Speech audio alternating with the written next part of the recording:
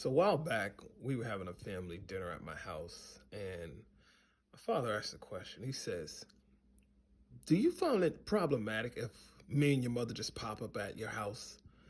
And he was expecting me to say no, because this was on a tail end of a conversation that he was having with my sisters. And immediately I said, "Yeah, I find a problem with that. That's problematic." And he's like, "What? What do you mean? We got a call before we show up?" And I was like, "Yeah, you do. You pop up here, you might walk into something. Me and my wife might be exercising naked. We might be putting in some full workout stress relief. Or maybe I'm asleep. Or maybe I'm vegging out watching TV. And I'm not in a hosting mood." Now, that's not to be rude, because here's the truth. If you really needed to get in and get over and get by and it was unannounced, that would not really be an issue. However, if it became a habit and you think that I have an open door policy, no, that's not how that would go. It is so important when it comes to our parents.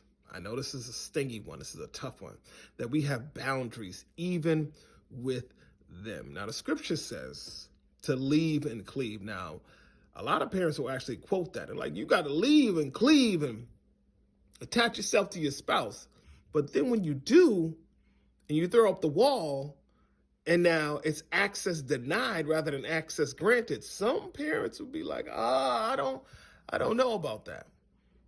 Well, how does it usually play out? It usually plays out where the boundaries are not supported or respected, and somebody's let down the wall a little bit, where your mother can say whatever she wants to about your spouse, or your father can give out critiques and say what he wants to, and nobody says anything about it. And there's usually some member of the team who feels some type of way because you didn't say nothing to stick up for them.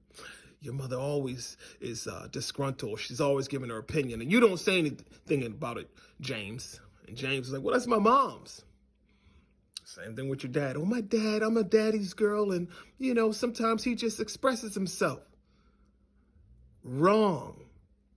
It is important and imperative that you fortify the house, that you put up walls where they're necessary, and that you set a standard for what is going to work and what is not going to work. Now, I know for some parents, they may feel like, well, we don't do that at our house. That's cool. That's your house. Not in my house.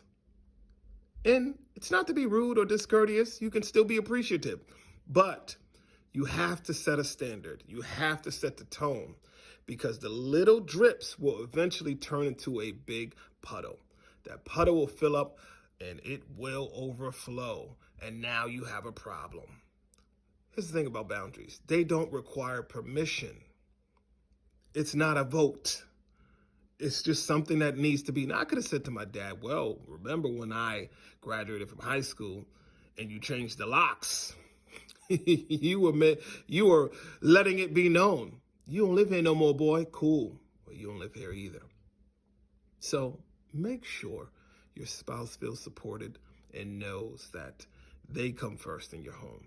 But also your parents know, hey, this is how I'm running my house. Things have done changed around here. And it's okay. I love you, yet still. But you got to call before you just pop up over here. I hope this helps.